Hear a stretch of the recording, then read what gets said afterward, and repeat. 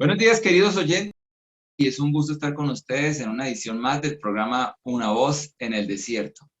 Y es un gusto seguir lo que dice la palabra de Dios, tal como dice el Salmo 104, el que hace a los vientos sus mensajeros, y bien sea a través de las ondas radiales, por la red de emisoras o por el Internet. Propósito de estos programas es traer un mensaje que nos enseñe, nos recuerde los principios de Dios para que todos tengamos una vida fructífera, conforme a la voluntad de Dios. Y bueno, y los invitamos también a nuestra página de internet www.unavozeneldesierto.org, donde puede conocer un poco más de nosotros, de nuestras redes sociales y también conocer las emisoras en las que nos puede sintonizar, aunque en la página también se encuentran algunos programas de radio y ahora por el YouTube que estamos experimentando, también puede pues fácilmente suscribirse al canal Una Voz en el Desierto Internacional. Te invitamos también a que comparta estos videos, estos programas, para que muchas más personas puedan disfrutarlos y aprender de Dios. Y hoy tenemos una visita desde Paraguay, un pastor Miguel Molinas, que ya nos acompañaba antes del ministerio ITZY. Buenos días, pastor, ¿cómo está? Buenos días, pastor, un gusto poder estar una vez más con usted. Bueno, y aquí el pastor tiene una gran especialidad en el área de capellanía, ¿no? A través del Ministerio de Enseñanza de ITZY allá en Paraguay, ¿no? Bueno, aunque ¿solo está en Paraguay o también llega en Argentina? ¿Lo que es capellanía o IPSI? Ah, el Ministerio de ITZY. No, IPSI tiene presencia en este momento en Chile, Argentina, Paraguay, Estados Unidos, Colombia y Brasil. Bueno, bien. Aquí el pastor Miguel, pues obviamente tiene experiencia y hoy precisamente vamos a tocar un tema muy importante para esta época de pospandemia, o no, de pandemia. No hemos terminado la pandemia, y es el tema del duelo. Y yo puedo decirle, como testimonio personal, pues que sí he visto mucha gente y ustedes también en sus naciones, que debido al COVID, pues han tenido que vivir una experiencia de duelo muy diferente a la que acostumbrábamos. Yo recuerdo de niño que uno iba y hacía la novena, pues así se decía, en el ámbito católico, en la casa del muerto. Pero hoy en día ya no se puede hacer la despedida, ya pasan muchas cosas. Pero también yo quiero que dentro de lo que vamos a hablar hoy hablemos de las emociones, porque también he podido ver personas que por ser, digamos, la esposa del pastor, se muere el pastor y ella se siente como obligada a no manifestar sus emociones. Y me doy cuenta que eso no es bueno. Me doy cuenta que en la Biblia, y ya entrando en tema, en la Biblia los tiempos de duelo eran largos, ¿no? Me acuerdo que habla de Moisés. Cuando murió Moisés tuvieron un tiempo largo. Cuando murió José, un tiempo largo. El papá de José. Entonces, bueno, las tradiciones judías permitían que la gente viviera el tiempo de duelo y por eso invito al pastor Miguel Molina porque la vez pasada, en el anterior video, que también le invito a que lo escuchen, familias de pandemia, en tiempo de pandemia, pues hablamos un poquito de esto, pero me parece muy necesario. ¿Qué es lo correcto? Porque a veces no lo hacemos bien por pensar que lo hacemos a la manera de Dios, que porque somos hombres de fe, mujeres de fe, y por eso es que he invitado al pastor Miguel para que nos nos aterrice a todos allá donde usted está, porque sabemos que en estos tiempos pues la muerte está muy cercana, ¿no? En todas las naciones. Pastor Miguel. Bueno, sí, cuando hablamos del duelo, primero nos tenemos que remitir a la palabra, qué significa duelo. Justo se desprende esa palabra o nos da la idea de doler, ¿sí? De duele, de dolor. Y eso implica el duelo porque es común que cuando hablamos del duelo, automáticamente lo relacionemos con la pérdida de un ser querido, con la muerte. Y no siempre es así. Si bien creo que hoy vamos a abordar, nos vamos a inclinar un poquito más a esa parte o a esa forma de duelo que tiene que ver con la pérdida de alguien querido, de un ser cercano, pero el duelo no está solamente referido a la muerte, sino que tiene que ver con toda pérdida que de alguna manera formaba parte de mi vida, que para mí ocupaba un lugar importante, que lo perdí, ya no lo tengo. Entonces, eso causa un dolor, podemos decir de manera integral. Si nosotros en capellanía, yo no sé si tienen claro el concepto de capellanía, pero me gustaría aclarar, ¿sí?, un poquito esto, porque bueno, nos pasa en todos lados, si bien la capellanía es algo histórico, pero dejó de conocerse, ¿no? Y a veces cuando decimos la palabra capellán lo relacionan mucho con la comunidad católica, que no tiene nada de malo, pero en realidad la capellanía históricamente inicia cuando no existía ni la Iglesia Católica ni evangélica, o las denominaciones, mejor dicho sería la palabra. Pero la capellanía tiene que ver con una pastoral hacia la sociedad. El pastor tiene un radio de acción dentro del ámbito de su congregación. El capellán lleva su praxis hacia lo que es la comunidad, la sociedad, fuera de la congregación.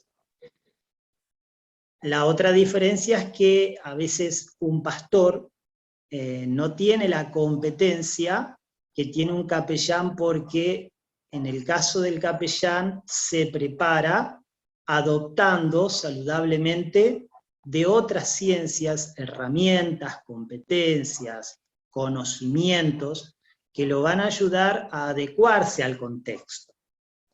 Un pastor puede llegar a ministrar desde su fe, desde su teología, a una comunidad que está dentro del ámbito de su congregación. En cambio, los capellanes, sin alterar los principios establecidos en la palabra de Dios, de alguna forma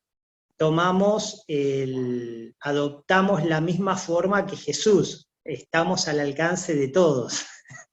O sea, tenemos disponibilidad para atender evangélicos, católicos, espiritistas, o sea, abrimos, ¿sí?, nuestro consultorio para todas las personas que están necesitando una ayuda terapéutica de cualquier índole, ¿sí? Ahora, volviendo al tema, quería aclarar ese concepto que me parecía importante, ¿sí?, que los que escuchan puedan decir, pero ¿quién es el que me habla? Siempre lo tengo que aclarar porque algunos piensan de que soy psicólogo, no soy psicólogo tampoco, pero sí estudiamos, sí nos preparamos en todo lo que es también la psicología pastoral para poder ayudar. Ahora, hablando del duelo, volviendo a ese tema, yo decía que las pérdidas que tienen que ver con el dolor, con el duelo, nos duelen de una manera integral, y eso es importante. Usted recién mencionaba que a veces en el cristianismo trata de mitigarse o de esconder, ¿sí?, el dolor, porque parece que eso le resta fuerza a nuestra fe. Deshonra a Dios. Deshonra a Dios. Deshonra a Dios. Tratamos de vestir la situación. Ahora, el duelo nos duele de una manera integral, ¿sí? Nos duele tanto en el alma, en el cuerpo, como en el espíritu, ¿sí? Porque las emociones, siempre decimos, cuando no son tratadas, cuando no procesamos de una manera saludable las emociones, como siempre surge el dicho que dice, el cuerpo termina hablando, ¿sí? Produce efectos. Entonces, en el duelo, sí o sí, somos afectados de manera integral, somos afectados de manera emocional y somos afectados también de manera física. Por eso después vamos a hablar un poquito de estas etapas del duelo, cómo producen también en nosotros estrés, ¿sí?, amargura, tristeza, y todo eso va haciendo de que el cuerpo se vaya resintiendo. De hecho, el dolor prolongado, el dolor crónico emocional, está comprobado desde ciertas ciencias que es el resultado, ¿sí? Como resultado deja muchas enfermedades, y por ejemplo la falta de perdón, el odio, el rencor, el resentimiento, los traumas guardados sin saberlos procesar, saberlos sanar, terminan como resultado en un cáncer, ¿sí? Y estos casos son muy comunes. No digo que todos los cánceres o las personas que padecen de esta enfermedad sea el resultado de que no se haya sanado emocionalmente de una situación. No lo estoy generalizando, pero sí lo doy como un ejemplo. Ahora, cuando hablamos de esto del duelo, decimos que estamos hablando de algo que era importante para mí, de algo que ya no está, de algo que se perdió. Bien, estamos en vivo. Entonces, de esto se trata el duelo, ¿sí? De una pérdida que no está solamente relacionada con la muerte, sino con cosas importantes para nuestra vida, que formaban parte de nosotros. ¿Sí? Pastor, qué buena aclaración, porque perder un trabajo, hablemos de los hombres. En los hombres Sí, les pega más duro perder un empleo. Los así hombres es. que, digamos, por su rol de proveedor, hay una carga, por así decirlo, que uno cree que debe llevar, que es la de proveer. Y cuando se pierde un empleo, muchos hombres podemos entrar en depresión, podemos entrar en falta de propósito, y eso es un duelo. Entonces, usted nos está llevando a que aprendamos a manejar el dolor en esas pérdidas, ¿cierto? A eso nos va a llevar a que podamos entender de que en diversas facetas de la vida puede ser que perdió una mascota, también hay un Sí. duelo, ¿no? Qué interesante que nos está pues mostrando esto, ¿no? Es que justamente algo de eso también vamos a hablar, que el duelo es inherente de la vida, ¿sí? O sea, el dolor, ¿sí?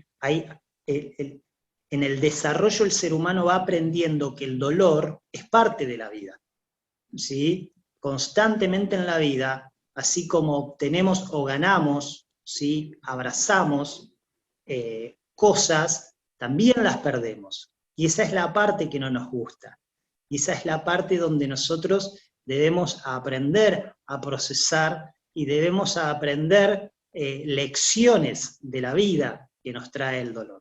Cuando nosotros aprendemos a procesar el dolor, a pasar el dolor de una manera asertiva, ¿sí? Y encontramos la sanidad, ese duelo alguna enseñanza, alguna lección importante para la vida nos deja.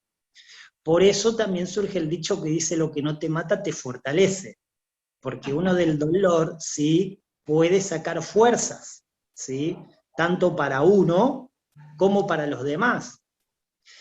De eso también se trata el hecho de que la mayoría de los que trabajamos de alguna manera en trabajos terapéuticos, desde la capellanía, desde la pastoral, ¿no? Desde la psicología, etcétera, etcétera, la mayoría de las personas que tienen una devoción por la asistencia social son personas que atravesaron por el dolor. O sea, hay historias detrás de nosotros muy profundas, muy traumáticas, que a la hora de poder ayudar a un paciente, esas crisis que hemos atravesado, esas pérdidas que hemos sufrido, nosotros las tomamos y son experiencias poderosas que la podemos aplicar en otra persona para decirle: sí vas a salir, sí vas a poder, sí te vas a levantar, sí que la esperanza es poderosa, sí que la fe es como una inyección que te va a volver a reanimar, y vas a ver que aunque parece que el mundo se te terminó, hay un mundo nuevo y un mundo mejor que te está esperando. Entonces, Y el Señor, el apóstol Pablo nos dice que con la misma consolación que hemos sido consolados, podamos consolar a otros. O sea que es lo que usted está diciendo. Si así hemos es. vivido situaciones de crisis, es para que con la ayuda de Dios podamos ayudar a otros. Bien hecho. Sí, porque hemos internalizado esas experiencias, esos conocimientos aprendidos, teóricos, los internalizamos a través de la experiencia, las vivimos y las podemos transmitir de manera más asertiva. Ahora, cuando hablamos del tema de... usted había hecho una mención, yo comentaba la vez pasada, 25 años atrás, mi papá con mucho esfuerzo, no era fácil poder comprarse un auto en ese tiempo en Argentina, con mucho esfuerzo se metió en un plan de pagos y se compró un autito, no era 0 kilómetro, pero estaba impecable. Me acuerdo era el famoso Renault 12, ¿sí? Ah, Estaba claro. flamante el Renault 12, ¿quién no quería tener un Renault 12, no? Se compró su Renault 12 y creo que en un mes, como para él pagarlo porque era empleado público, ya está jubilado. Entonces, de paso, terminaba su horario de trabajo y hacía remis, taxi, algo de eso. Y en una situación de esa, que estaba haciendo su trabajo, le robaron su auto, o sea, lo llevaron a un campo, le pusieron el revólver en la cabeza, lo maltrataron, le sacaron su pantalón, si mal no recuerdo, y así lo despidieron. Y yo recuerdo esa situación, porque era adolescente, recuerdo esa situación de mi papá, de ver cuando llega, y fue muy fuerte. No solamente desde mi perspectiva ver a un padre, sino que yo pude sentir lo que él sentía, o sea, eh, tener que pagar ahora durante años un auto que ya no lo tenés, ¿sí? Algo que le había costado mucho, que con mucho esfuerzo ahora se lo pudo comprar, los traumas que ahora venían a su mente, tener que pagar 2, 3, 5 años, no sé a Sí. cuántas cuotas lo había quitado. Además, la humillación como hombre, como persona, como ser humano. Entonces, yo recuerdo bien todo lo que él tuvo que procesar cuando llegó, como lloraba quebrado de la impotencia, ¿no? Y estábamos ahí sin saber qué hacer. Entonces, también eso es otra forma de duelo, ¿sí? Otra forma de duelo que es parte de nosotros, que es importante. ¿Por qué es necesario entender esto? Porque a veces hay personas que están pasando por una situación y pensamos que no es tan importante porque lo que a mí me pasó es mucho peor de lo que te ha pasado a vos. Decimos, tranquilo, no es nada. No es así, para la persona es sumamente importante. A veces nos toca ver casos de personas adultas mayores que ya no están sus hijos o que de hecho no tuvieron hijos y perdió su pareja hace años y convivía con su mascota. Es increíble lo que sufre esa persona adulta mayor cuando pierde su mascota. De hecho, conozco personas que años, ¿sí? Lloran a esa mascota que perdieron y lo recuerdan todos los años de su pérdida, ¿sí? Entonces, el duelo tiene que ver con algo muy nuestro, muy propio, y que merece ser atendido, que merece ser procesado, ¿sí? Es importantísimo aprender a procesar el dolor.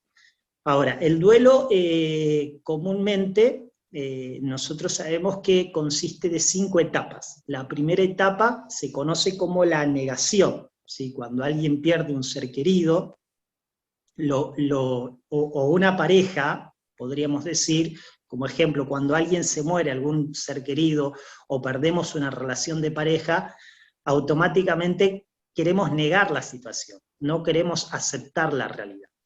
Se plantean palabras como no lo puedo creer, ¿sí? No puede ser, esto no puede ser realidad, no, estoy soñando despierto. Entonces la persona no quiere asumir la realidad. Esa es la primera etapa del duelo, donde uno no acepta, ¿sí? Y de hecho algunos comienzan a restarle importancia en la etapa de la negación. Por eso vamos a ver casos, como decimos, en los que decimos, o las personas dicen, qué maleducado, hace días murió su mamá y ya está escuchando música, ¿sí? Sí. Vemos casos así. Qué desamorado ese señor, hace un mes murió su esposa y ya se consiguió otra pareja. Claro que no estoy justificando, pero los que trabajamos en esta área nos damos cuenta que la persona de alguna manera está negando su realidad y se está escapando, ¿sí?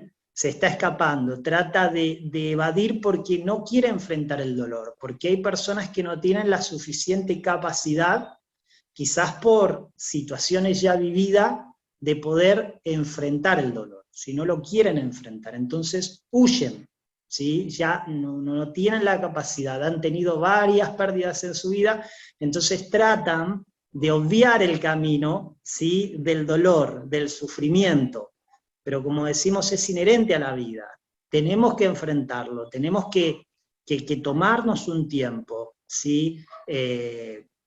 Para comenzar a procesar la forma más correcta de poder sanarnos emocionalmente, porque si no nos sanamos emocionalmente, entonces, como antes decía, de manera integral vamos a ser afectados emocionalmente, físicamente y también de manera espiritual, porque nosotros como cristianos, como hijos de Dios, cuando no estamos bien en nuestras emociones, nos enfermamos en el cuerpo, pero también eso nos comienza a restar fuerza en nuestra vida de comunión con Dios. Ya bajamos la guardia de la oración, ya no tenemos ganas de leer la Biblia, al punto que después el resultado es que ya no se congregan y se terminan apartando de Dios. Entonces, por eso, cuán importante es poder aplicar también estas herramientas al ministerio.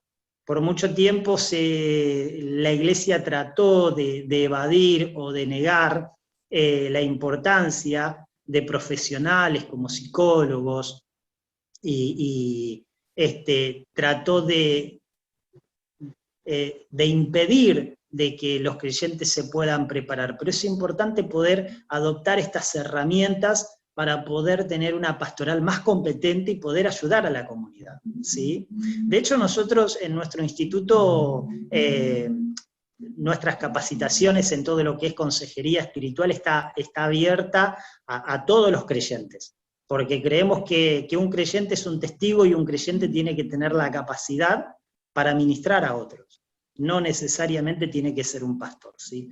Entonces, primera etapa es la negación, la segunda etapa es la ira, ¿sí? Cuando uno pierde, viene la negación, después viene la ira. En el momento de la ira vienen los sentimientos de impotencia, ¿sí? De frustración, uno siente mucha bronca.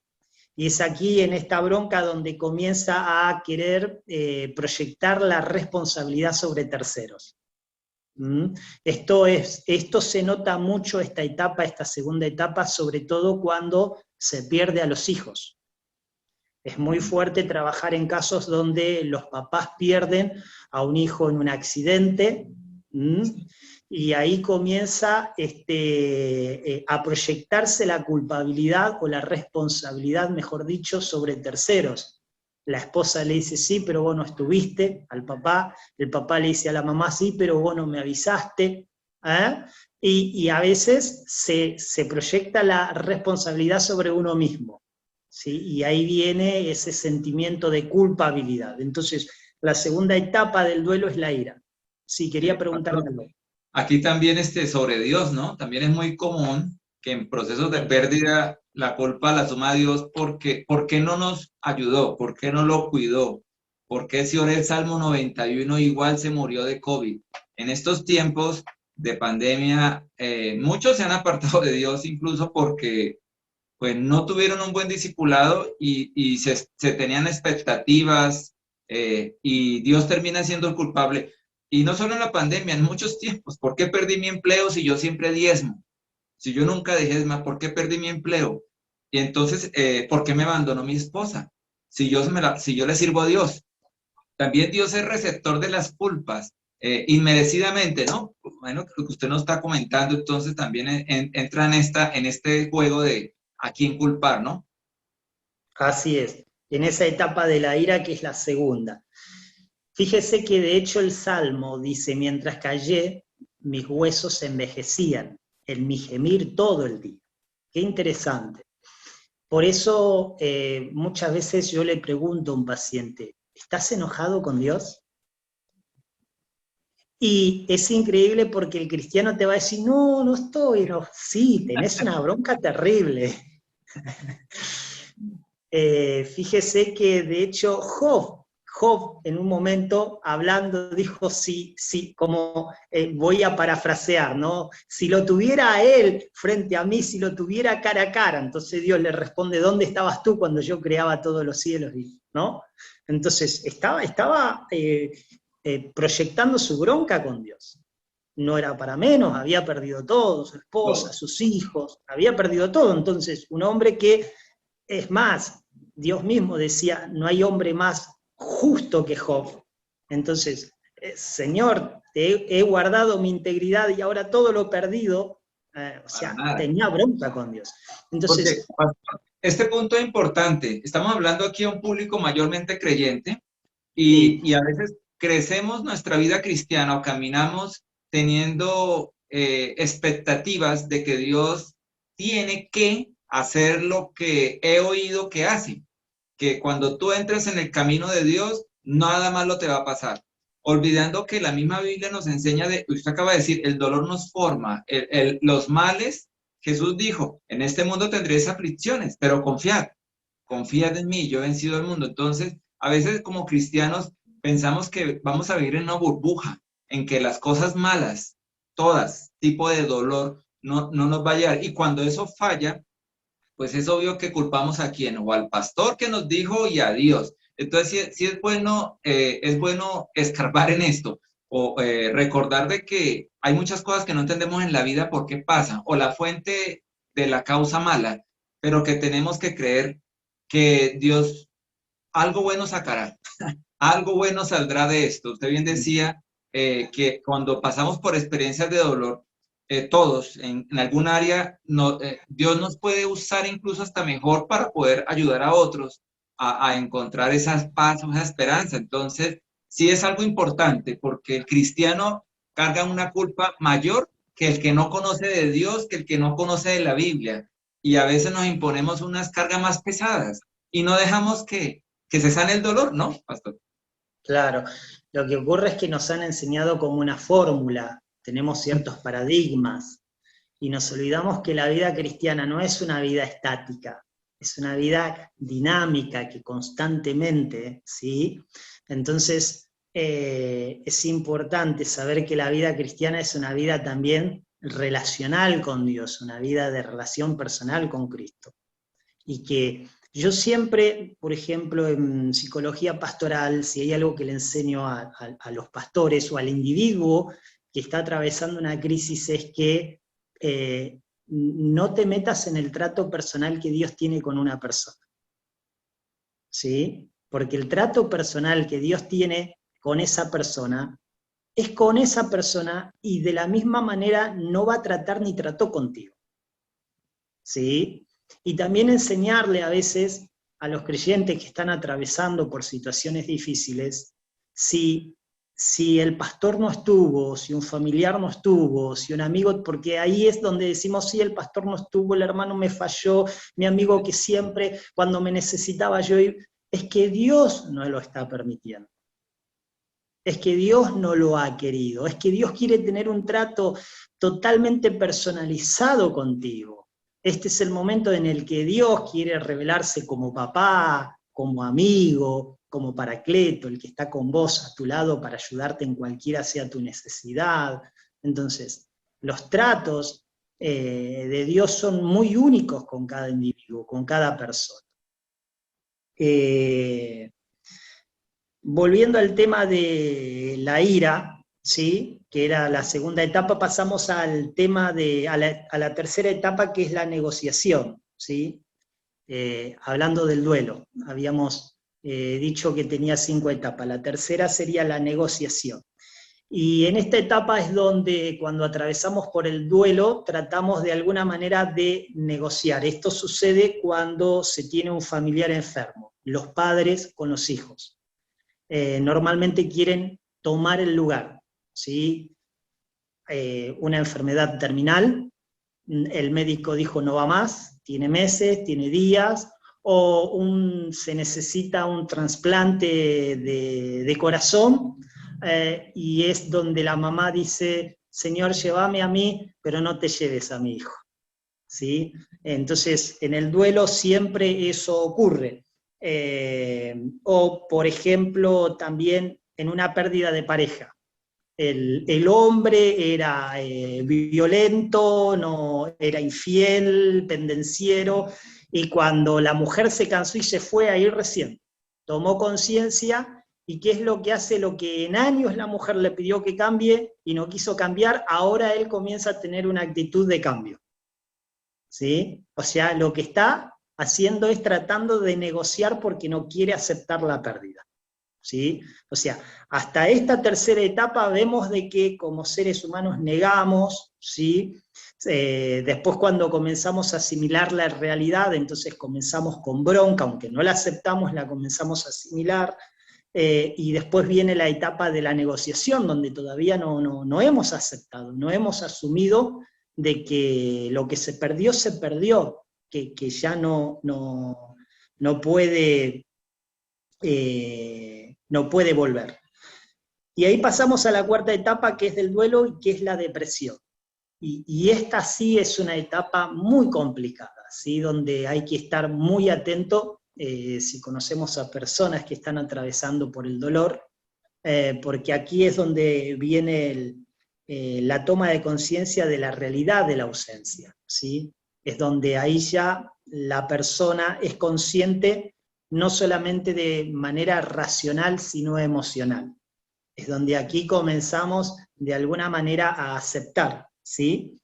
A procesar que esa pérdida.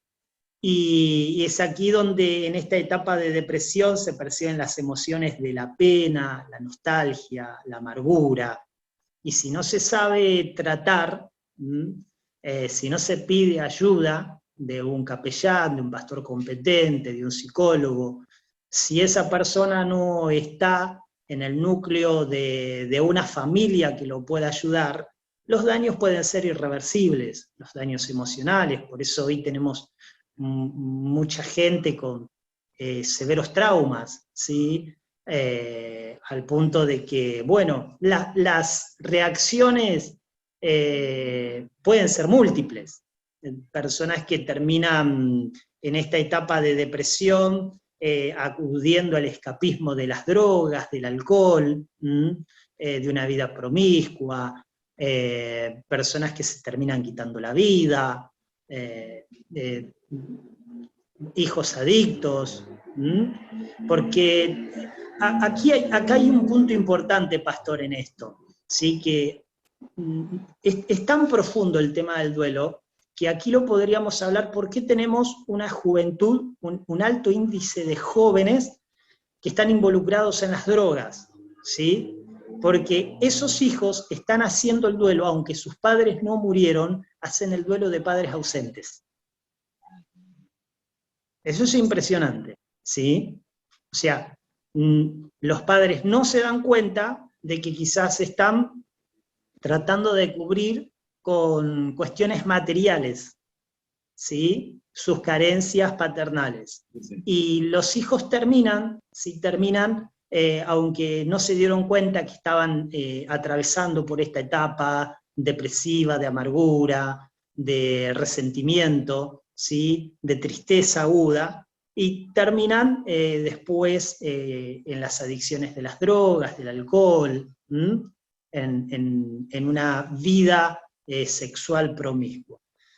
Entonces, esta cuarta etapa nos lleva luego a la quinta etapa que debería... Sí, me iba a preguntar algo. Correcto. En esta cuarta etapa, bueno, cuando no hay un pastor cerca, cuando no hay un psicólogo cerca, ¿qué se puede hacer? Hablando de cómo, para evitar que la depresión lleve a la persona o al joven al escapismo, ¿qué es lo recomendado en esta parte? Y le digo así, cuando no hay manera de llevar un consultorio, cuando no hay, ¿qué se puede hacer en casa?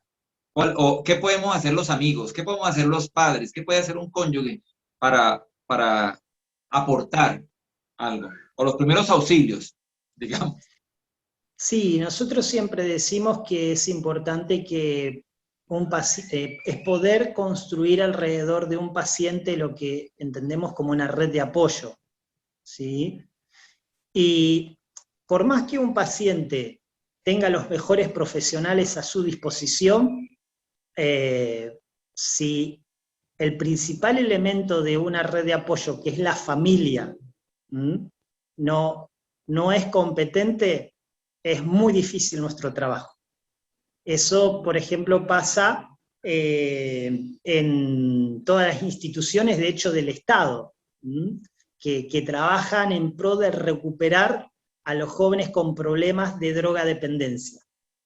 O sea, los internan, los tienen 1 año, 2 años con todos los tratamientos, o por ejemplo, la persona que está años en una cárcel, ¿sí? No sé cómo serán en otros países, pero por ejemplo en Argentina tienen hasta la oportunidad de hacer la facultad dentro de la cárcel. O sea, trabaja, se les paga, por estar presos se les paga, tienen atención médica, tienen derecho a, porque justamente la cárcel está para recuperar, ¿sí? El sistema está para recuperar a esas personas que han sido marginadas por la sociedad. Ahora, después de estar años, cuando recuperan su libertad, muchos de ellos que estuvieron años, que dejaron de consumir, que estuvieron aislados de la sociedad, que trabajaron, que salieron con dinero porque el Estado cuando sale, hay una caja ¿sí? de ahorro que tienen, salen con el dinero, con el título de abogados, para poner un estudio jurídico, y vuelven a lo mismo. ¿Por qué? Porque cuando vuelven, su papá también es traficante, sus hermanos son traficantes,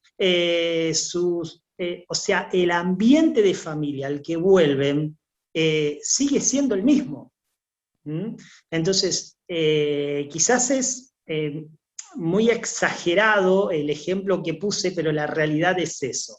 O sea, si nosotros desde este lado como profesionales tenemos que trabajar con un paciente y la familia no aporta su parte, ¿sí? No contiene, no acompaña, no escucha de manera asertiva. Por eso hoy les decía que tenemos que tener cuidado cuando alguien atraviesa por el duelo y nosotros tratamos de minimizar y decimos, tranquilo, va a pasar. No, es muy importante y uno no sabe cómo lo está afectando emocionalmente a esa persona la pérdida que está atravesando.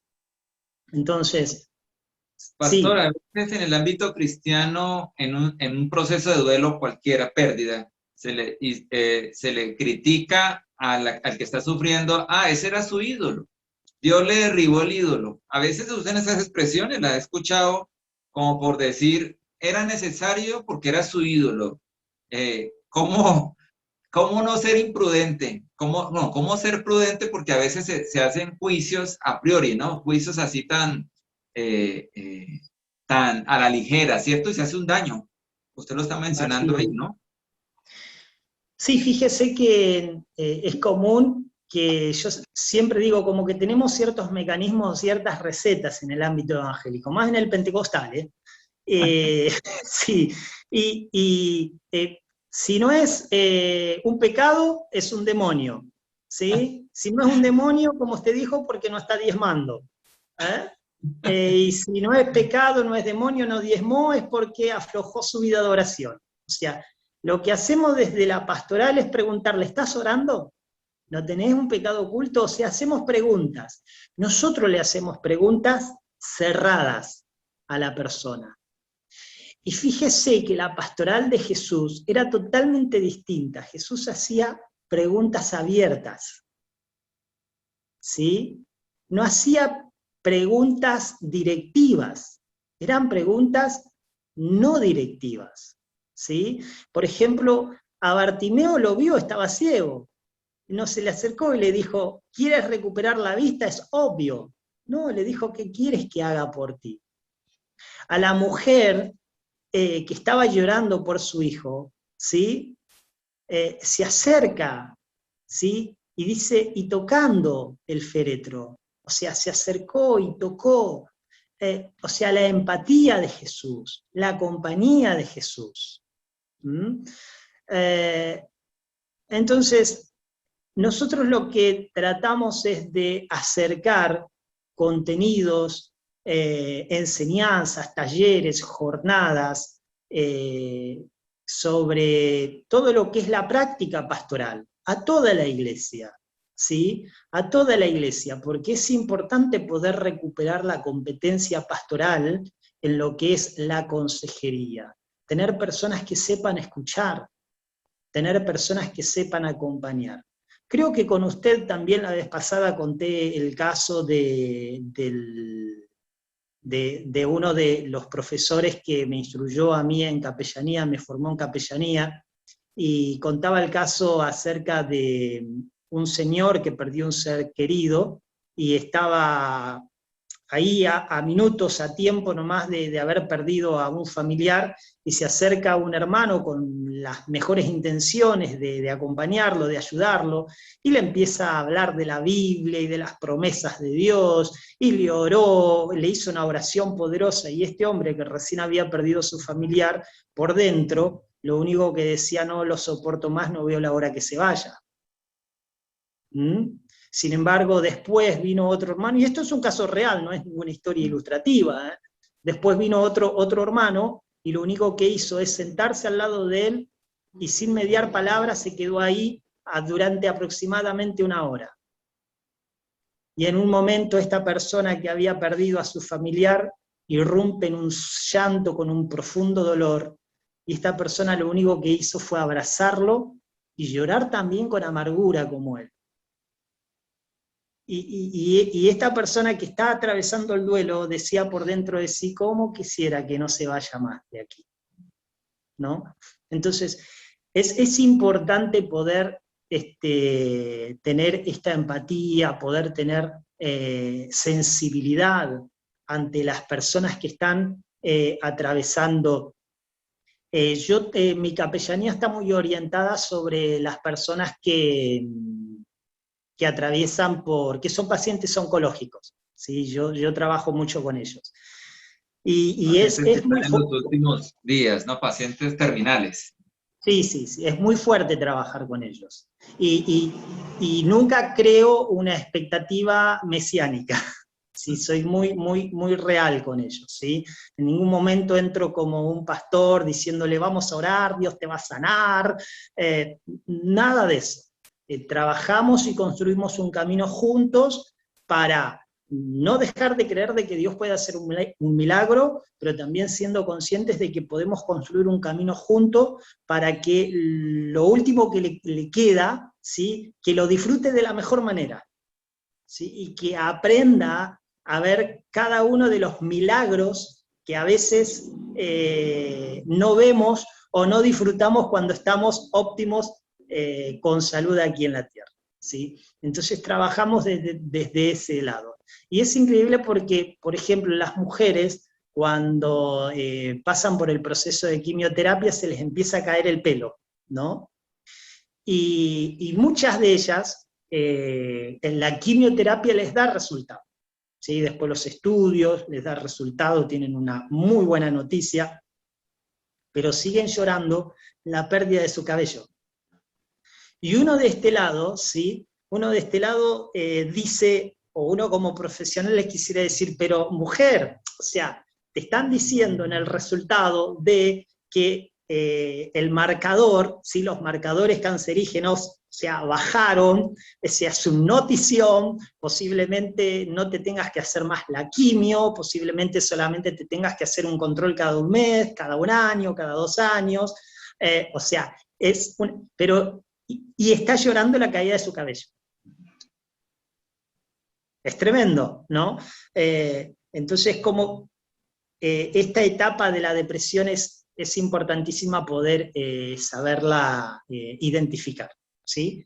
Y para terminar con las etapas, la quinta sería la aceptación. Nosotros creemos que el duelo se termina en esta quinta etapa. Sí o sí tiene que suceder, cuando la persona acepta, cuando la persona emocionalmente y racionalmente acepta la pérdida, ¿sí? Pero la acepta de una manera coherente, ¿sí?, entendiendo de que las pérdidas es parte de la vida, ¿sí?, pero que esa quinta etapa que es la aceptación, sí o sí nos tiene que dejar a nosotros una lección. O sea, aprendemos, ¿sí? Aprendemos del dolor. Sí o sí sacamos una lección importante para la vida, y claro que no nos vamos a olvidar, porque ese es otro problema que tenemos en el cristianismo, ¿sí? Que dicen, no, pero tenés que olvidarte. Mire, ninguna persona que viene a Cristo siendo una persona promiscua, un pecador, se va a olvidar de todo lo que hizo en su vida pasada, ¿sí? Ahora, que ya no tenga la tendencia o las mismas ganas, ¿sí? O la adicción que tenía, la inclinación hacia esa vida que practicaba es otra cosa, pero uno no se olvida. Entonces, aquí en la aceptación es recuerdo, pero sin dolor, ¿sí? Ese dolor ya no me lastima. Es como una herida, una cicatriz, ¿sí? O sea, la herida ya cicatrizó. Cada vez que la vea, me voy a recordar que algo pasó, que algo marcó mi piel, pero no me va a doler. Ese decir no me va a doler quiere decir que no me va a sacar lágrimas. ¿Se puede generalizar así? Claro, ahí está. Sí, sucede que como somos seres emocionales, claro, usando un ejemplo muy... eh, eh, un ejemplo podría ser una mamá que perdió a su hijo. Es de esperar de que esa mamá durante todos los años, por más que haya sido sana emocionalmente, eh, va a llorar por la pérdida de su hijo, ¿sí? Pero la diferencia está entre emocionarte de esa manera a que caigas en depresión. No salga de la depresión, correcto. Claro, que no salga de la depresión, que no salga de esa amargura profunda. Por ejemplo, en esta etapa de la depresión lo que se conoce es el aislamiento social, Ah, sí. ¿sí? Entonces, el aislamiento social no significa que una persona cerró la puerta para no salir nunca más. O sea, eso es una parte del aislamiento social. Va mucho más allá. La persona está encerrada, pero la persona lo que le está dando fin es a su proyecto de vida, le está dando fin a su futuro, le está dando fin a su misma vida. O sea, no quiere seguir más. Entonces, la persona cuando entra en esta etapa depresiva, ¿sí? Entra en esta etapa que nosotros conocemos como el aislamiento social. No es solamente se encerró. O sea, la persona pierde la capacidad de proyectar, ¿sí? Pierde la visión del porvenir de su propia vida, porque dice, se murió y se terminó mi mundo, ¿sí? Se murió mi marido, mi mundo se terminó, se murió mi hijo, se terminó mi mundo, o sea, ve la vida de esa manera. Perdí mi Ahora, empleo, perdí mis posesiones, ya no hay nada sí, más por qué vivir. claro, fíjese que tenemos un alto índice de parejitas jóvenes que cuando alguno decidió terminar con la relación, las chicas normalmente dicen, se me terminó el mundo, no quiero vivir más. ¿Ah? Entonces, esta etapa y se encierran y muchas se terminan quitando la vida. Entonces, claro que va a recordar en esta etapa de la aceptación. Claro que posiblemente se va a poner triste, ¿sí? La tristeza es algo normal que nos pasa. El problema es cuando esa tristeza es aguda, es crónica, es profunda. Claro que va a llorar, pero no va a estar en ese estado depresivo. Sí. Esa es la diferencia. Esa es una buena señal, o sea, hay que salir, aunque se viva la depresión por un poco de tiempo o el alejamiento, la idea es que salga. Ahora la pregunta es, ¿cuánto es un tiempo recomendable o decir para una persona que se ha encerrado en sí misma, cuánto es el tiempo para decir, uy, ya de aquí no le dejo, ya me toca hacer algo? Claro. Eh, Algunos son muy matemáticos, en esto yo no estoy de acuerdo, ¿sí? Son muy matemáticos, yo no estoy de acuerdo, además por experiencias personales, propias, ¿sí? Pero yo creo que el promedio del duelo debe ser en 1 año y medio, poquito más, poquito menos, ¿sí? Pero para salir de la depresión, que digamos, no tanto la quinta etapa de que ya la aceptó, sino ese tiempo de la depresión, ¿no es muy largo? No del Por duelo. eso, no, por eso le decía que es el promedio, ¿sí? Aproximadamente de una... No, en todo tendría que ser, ¿eh? El conjunto este de 5 etapas debería durar aproximadamente 1 año y medio. Mm. Si se procesa, por eso es lo que estamos hablando ahora, es importante conocer esto para procesar el duelo como corresponde, ¿sí?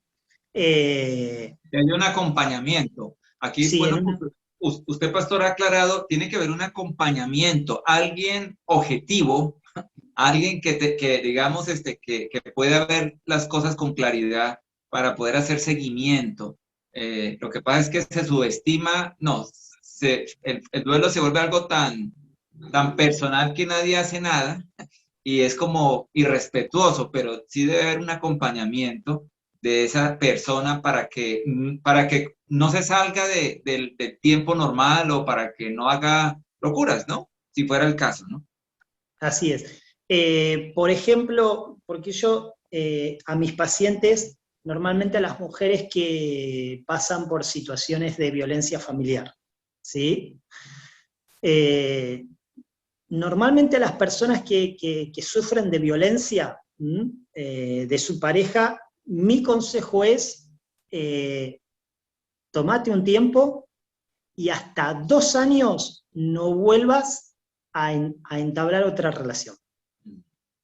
Porque normalmente la persona, más las mujeres, lo digo con mucho respeto, ¿no? Pero desde mi trabajo que hago, más las mujeres, cuando sufren el caso de violencia en su pareja, es como que no se pueden quedar solas, ¿sí? Porque se sienten lastimadas, débiles emocionalmente, no se sienten amadas, valoradas, respetadas, contenidas, o sea, todo lo que le pasa a una mujer, que tiene toda la capacidad de amar, de construir un hogar, una familia, y que le pase eso no está mal, está bien. Ahora, normalmente, ¿qué es lo que sucede? Cuando pierde a esa pareja que es violenta, que es una persona es un maltratador, que le falta el respeto, que la lastima, que la denigra, que la avergüenza, que la golpea, todo lo que nos podemos imaginar, no pasan 3 meses y ya se busca otra persona. ¿Qué persona se encontró? Una persona igual o peor. Siempre pasa. Siempre pasa. Entonces, ¿por qué nosotros les pedimos que hagan el proceso justamente de 1 año y medio, 2, sin ninguna persona, para purificarse, por así decirlo, limpiarse, liberarse de todos esos relacionamientos de patrones de conductas? Tóxicos, sí. Porque, claro, ¿por qué? Porque la persona que vas a buscar, seguramente vas a buscar una persona con de la misma manera. ¿Por qué? Porque lo que está haciendo justamente es no está queriendo enfrentar el duelo y está negando, entonces lo que está haciendo es cubrir ese hueco. Está queriendo cubrir ese espacio, esa carencia que tiene. No quiere perder a la persona, entonces lo cubro con algo igual. Sí, claro. Claro. Entonces, es importante poder aprender a procesar el duelo, a conocer estas etapas, porque cuando el duelo no se procesa en 2 años, si la persona sigue con esta etapa de depresión, por ejemplo, si se quedó en la negación, vamos a poner el ejemplo. Si es una pérdida de pareja, ¿sí? La persona tiene 30 años y durante 3 años no va a poder estar en la primera etapa de la negación. Uno dice, no, pero eso no va a suceder. Sí que sucede. Hay gente que se quedó toda la vida esperando un amor perdido. y perdió su vida. Sí. Es increíble. Y de estos casos hay muchísimos, de mujeres que se quedaron esperando, pensando, él va a volver porque me ama y porque nadie lo amará como yo lo amé. Y se quedaron en esa primera etapa, y ese hombre hizo su vida, ya tiene hijos, pasaron los años, y ella sigue con ese sueño, ese amor ilusorio, ¿no? Porque ¿qué es lo que no está aceptando la realidad? Entonces, aunque duela, tiene que dejar de negar, y tiene que empezar a pasar el proceso. Y cuando pase a la segunda etapa, como cristianos competentes, no querramos anular esa etapa donde viene la ira. Ay, no, la bronca no es de Dios, hermano. ¿Sí? El enojo no es de Dios, eso es pecado, tenés que perdonar. Déjalo que procese tranquilo, es un ser humano. Jesús también en la cruz dijo, Padre, Padre, ¿por qué me has abandonado? O sea, ¿por qué me dejaste? Sí, con reclamo. Jesús lo vivió también. ¿Ah? Entonces, poder atravesar todas estas etapas en el duelo es importantísimo, y poder llegar a esta quinta etapa de la aceptación, que nos ayuda a aprender, ¿sí? A aprender del dolor. Por eso es que, como usted hoy decía, pero nunca más le va a doler, y no le va a doler con esos traumas, podríamos decir, ¿sí?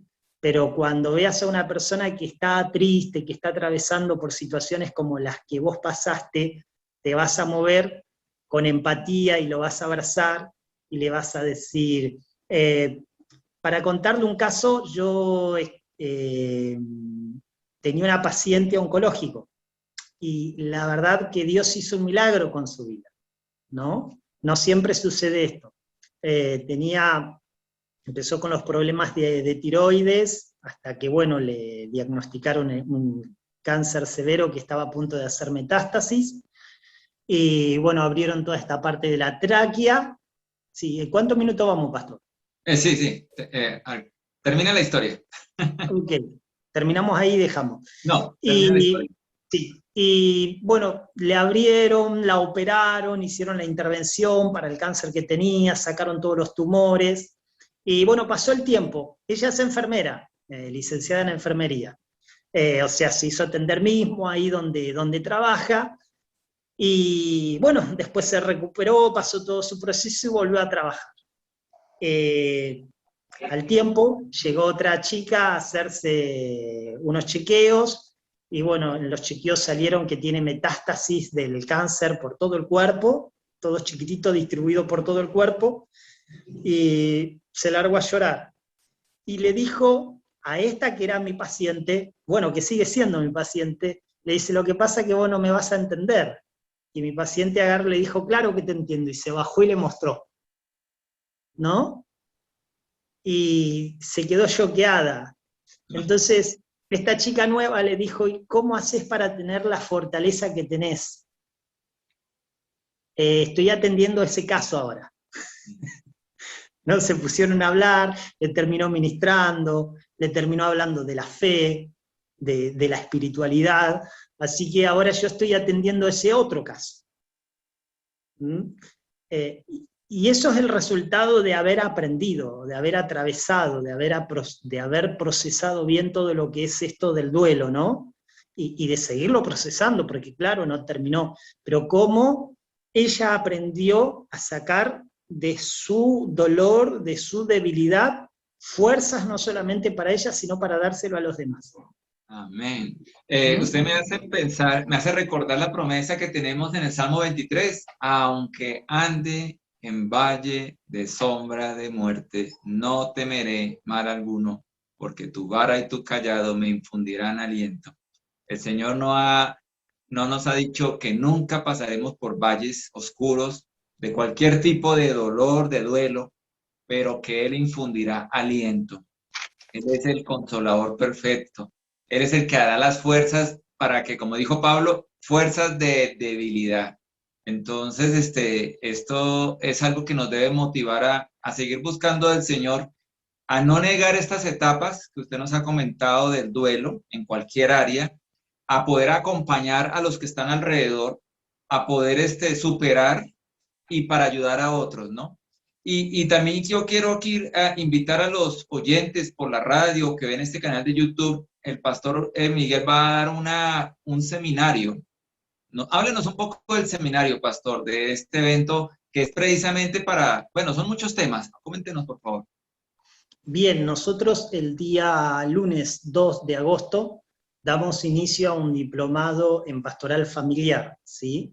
Que será abordado por conferencistas de carácter internacional.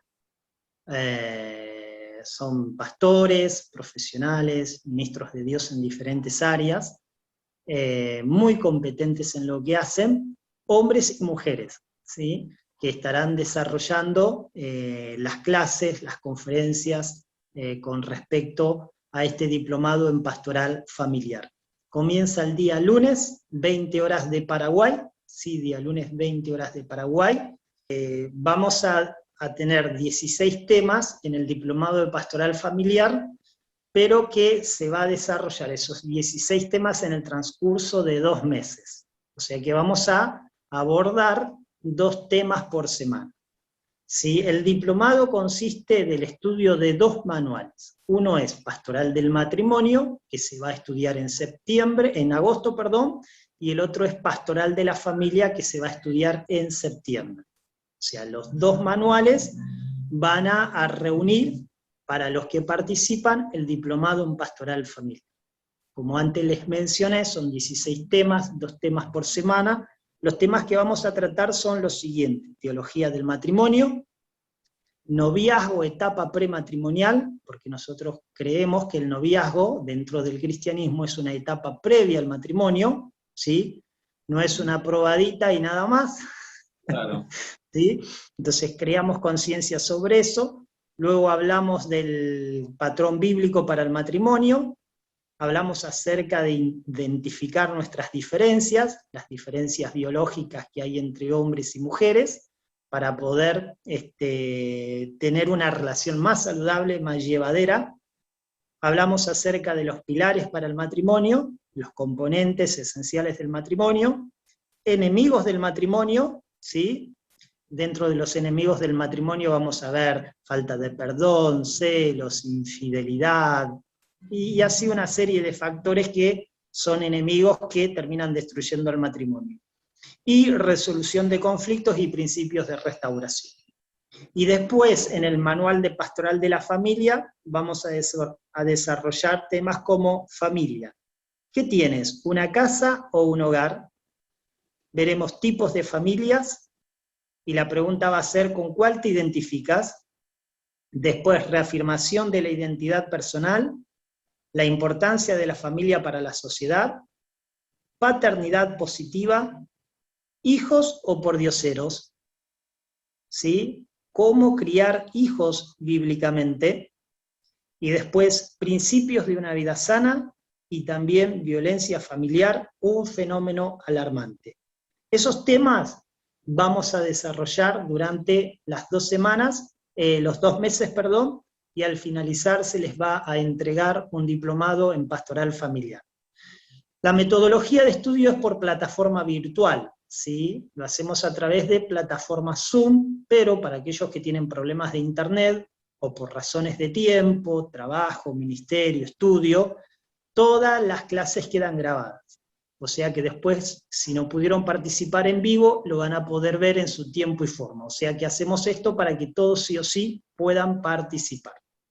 Además hay países, por ejemplo Cuba, que tienen mucho problema con el tema de internet y del ingreso de canales, o sea, a ellos se les complica mucho, entonces queda todo grabado para que cuando ellos tengan disponibilidad lo pueden ver.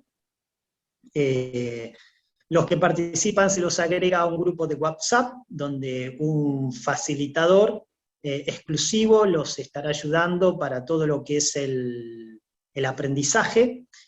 Van a recibir, aparte de los 2 manuales de manera digital, Pastoral del Matrimonio y Pastoral de la Familia, todos los materiales audiovisuales, derecho a un examen, porque si os iban a tener un examen que es muy simple para fijar los contenidos, 20 preguntas verdadero o falso, y el diplomado en pastoral familiar.